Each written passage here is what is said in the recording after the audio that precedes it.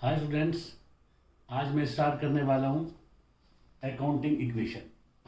ये सबसे पहला चैप्टर है, जैसे कि मैंने अपनी पहली वीडियो में भी आपको बताया था कि हम अकाउंट्स की शुरुआत करेंगे अकाउंटिंग इक्वेशन से। अकाउंटिंग इक्वेशन को समझने से पहले कल इससे पहली वीडियो में मैंने आपको कुछ बैलेंस शीट के बारे में बातें बताई थी, तो उस बात को याद रखते हुए हम अकाउंटिंग इक्वेशन को सॉल्व करेंगे। देखिए, अकाउंटिंग इक्वेशन का जो रूल है, assets is equal to capital plus liability. अगर देखा जाए ध्यान से तो ये एक तरीके से बैलेंस शीट वाले आइटम को ही बता रहा है। बैलेंस शीट में अगर आपको याद होगा तो हमने जब बैलेंस शीट बनाई थी उसमें एक तरफ एसेट्स थी और एक तरफ लायबिलिटीज थी, और दोनों साइड का टोटल इक्वल होता है, ऐसे मैंने आपको बताया था। तो अगर देखा जाए तो एक तरफ एसेट्स है और एक तरफ लायबिलिटीज है।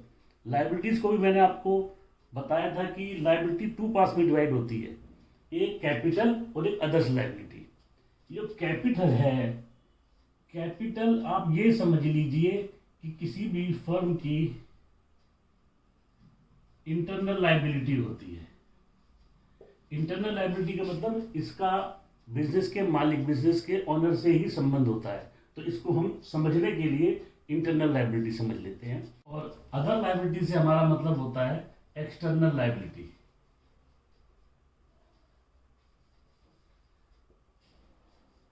एक्सटर्नल लायबिलिटी जो बिजनेस से बाहर के लोग हैं, जिनसे हमने कोई उधार मान लिया हुआ है या किसी हमने लोन लिया हुआ है या हमने कोई ऐसा खर्चा किया जिसकी पेमेंट हमने नहीं करी, वो सारी एक्सटर्नल लायबिलिटीज में आती हैं। तो अकाउंटिंग इक्वेशन को समझने से पहले आपको इस रूल को अच्छे तरीके से समझना पड़ेगा। आप कोई भी ट्रांजैक्शन, देखिए ट्रांजैक्शन मैंने बोला तो हालांकि मैं समझता हूँ ट्रांजैक्शन के बारे में आपको पता होगा, लेकिन अगर इसको मोटे तौर पे समझा जाए तो ट्रांजैक्शन का मतलब बिजनेस में, बिजनेस को चलाने के लिए आप जो भी काम कर रहे हैं, आप माल खरीद रहे हैं, आप माल बेच रहे हैं, आप किसी को रेंट दे रहे हैं, आप किसी से रेंट ले रहे हैं, कोई भी आइटम एक्टिविटी आप बिजनेस से रिलेटेड अगर करेंगे वो सब ट्रांजैक्शन होती है। तो ट्रांजैक्शन, कोई भी ट्रांजैक्शन हो, वो इस इक्वेशन में हम फिट करने की कोशिश करेंगे।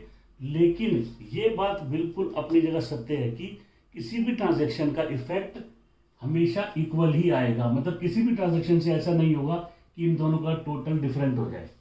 आप कोई भी ट्रांजैक्शन इसमें डालेंगे, हमेशा assets is equal to capital plus liability ही रहेगा। देखिए, बहुत एक छोटी बात आपको बताना चाहूँगा, हम ये जो अकाउंट्स कर रहे हैं ये है डबल एंट्री सिस्टम। ये डबल एंट्री सिस्टम का मतलब क्या है? डबल एंट्री सिस्टम मतलब आप कोई भी ट्रांजैक्शन करेंगे उसका हमेशा डबल इफेक्ट आएगा। ऐसा कभी नहीं है कि उसका सिंगल इफेक्ट हो, वो हमेशा दो जगह ही जाती है, तभी जाके इसको बोलते हैं डबल एंट्री सिस्टम।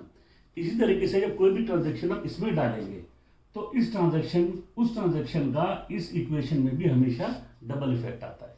या तो हो सकता है कि दोनों इफेक्ट ऐसे साइड में आ जाए, या हो सकता है दोनों इफेक्ट लायबिलिटी साइड में आ जाए, या हो सकता है एक इस तरफ आए और एक इस तरफ आए, कोई भी हो, लेकिन हमेशा टोटल इक्वल ही रहेगा।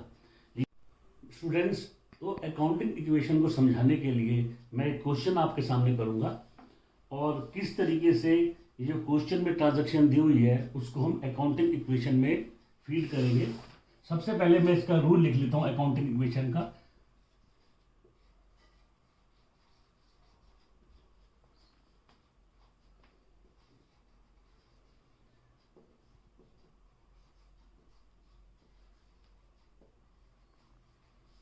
Assets is equal to capital plus liability, ये अकाउंटिंग इक्वेशन का मेन रूल है। अब हम देखते हैं कि ट्रांजैक्शन को किस तरीके से इसमें पोस्ट किया जाएगा। आप कोई भी ट्रांजैक्शन इसमें पोस्ट करेंगे हमेशा टोटल इक्वल ही आना चाहिए। जैसे ये इलस्ट्रेशन 1 है, show accounting equation on the basis of the following transactions. सबसे पहली ट्रांजैक्शन है स्टार्टेड बिजनेस विद कैश। देखिए, एक बात और मैं आपको जरा बताना चाहूँगा, ये हमने इसका मेन रूल लिख लिया, ये इसकी मेजर हेडिंग है। एसेट्स मैंने आपको पिछली अपनी वीडियो में भी बताया था कि एसेट्स कई तरह के होते हैं। तो पहले मैं क्वेश्चन को देख के हमारी कौन कौन सी एसेट्स हैं और कौन कौन सी लायबिलिटीज़ हैं उसको मैं ऊपर हेडिंग के रूप में लिख लेता हूँ। आप अकाउंटिंग इक्वेशन को दो तरीके से कर सकते हैं, या तो आप इसी मेजर हेडिंग में उसके इफेक्ट दिखा दीजिए, या हर एसेट को अलग अलग लिख के उसके इफेक्ट आपको दिखाने हैं। तो मैं आपको थोड़ा और अच्छे तरीके से समझाने के लिए एक बार क्वेश्चन को स्टडी करके कौन कौन से मेजर हेड किस तरफ जाएंगे पहले मैं वो लिख लेता हूँ। स्टार्टेड बिजनेस विद कैश, तो इसके अंदर एक हेड बनेगा कैश का, एक बनेगा कैपिटल का। परचेज गुड्स इन कैश, अगर आपने गुड्स खरीदे हैं तो एक हेड बनेगा गुड्स का। आप गुड्स को स्टॉक भी लिख सकते हैं। उसके बाद परचेज फर्नीचर फ्रॉम सम्राट फर्नीचर्स। तीसरी ट्रांजैक्शन है purchase furniture from Messrs Samrat furniture.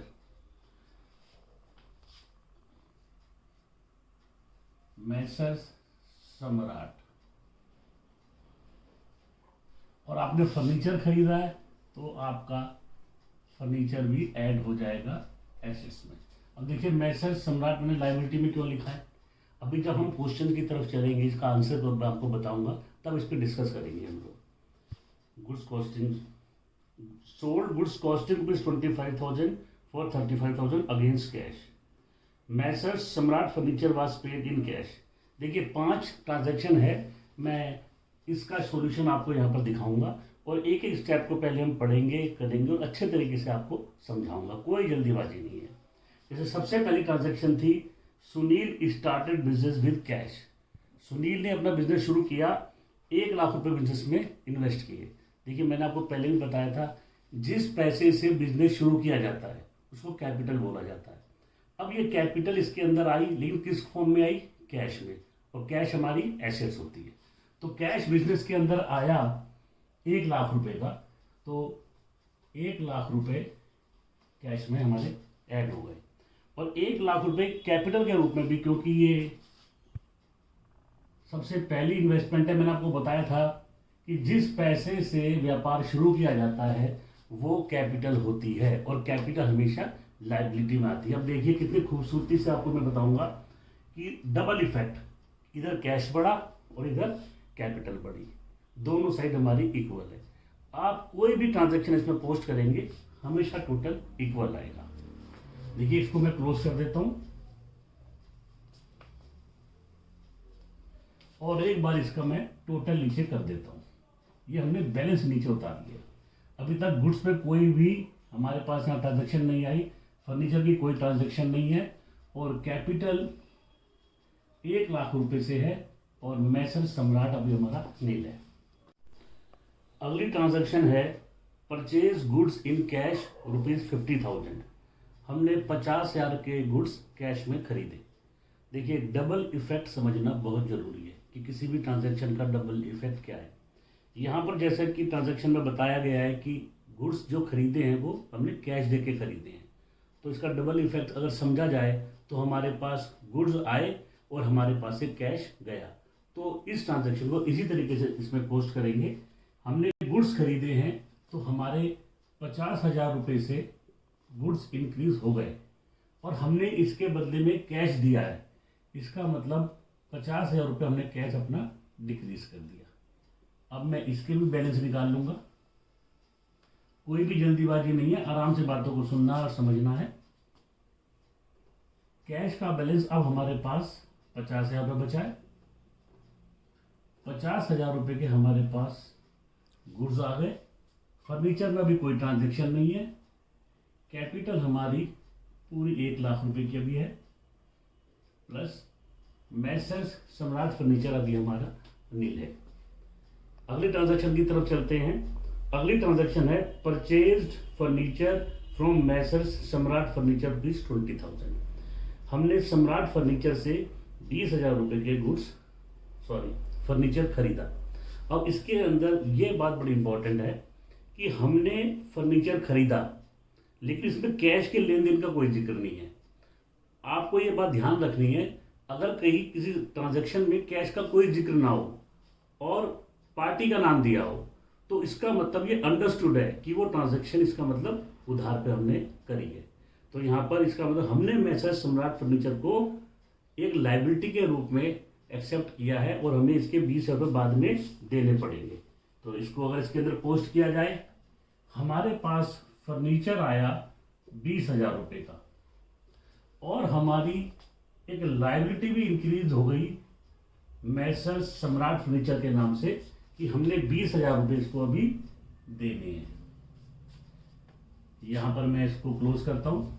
देखिए किस तरीके से किसी भी ट्रांजैक्शन का डबल इफेक्ट आप देख रहे होंगे। यहाँ पर आप किसी भी स्टेप पे इसको टोटल करके देख लीजिए, हमेशा टोटल इक्वल ही आएगा।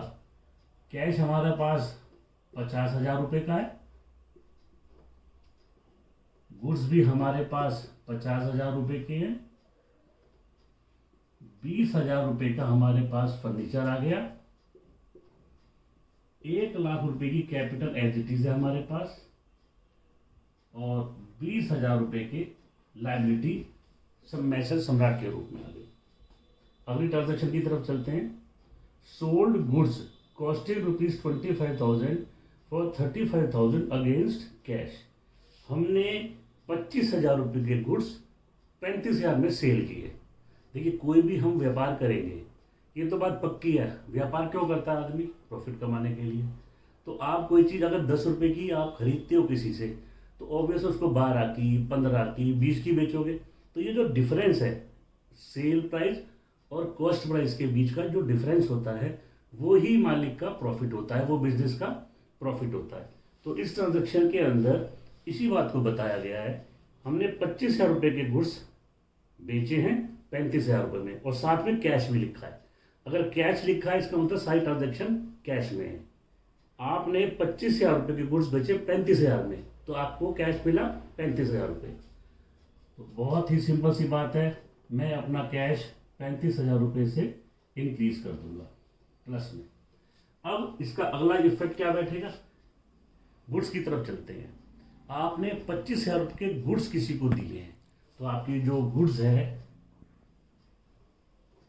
25,000 रुपये माइनस हो गए गुड्स में से, क्योंकि गुड्स की वैल्यू जो हमेशा कॉस्टिंग पे दिखाई जाती है। 50,000 रुपये के आपके पास गुड्स थे, उसमें से 25,000 रुपये के गुड्स आपने बेच दी। प्लस में 35 की चीज़ अगर 25 में बेचेंगे तो आपको प्रॉफिट होगा 10,000 रुपये का। कोई भी प्रॉफिट होता है या कोई भी लॉस होता है, उसका इफेक्ट कैपिटल पे हमेशा पड़ता है। तो यहाँ पर हमें 10,000 का जो प्रॉफिट हुआ है, इससे हमारी कैपिटल इंक्रीज हो जाएगी।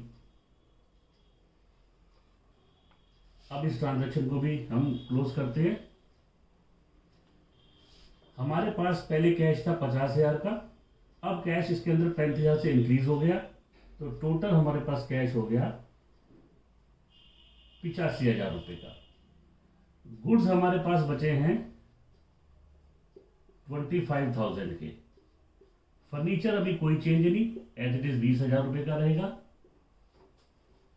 कैपिटल हमारी 1,10,000 रुपये से प्लस 20,000 रुपये की हमारी अभी लायबिलिटी स्टैंड करती है बुक में।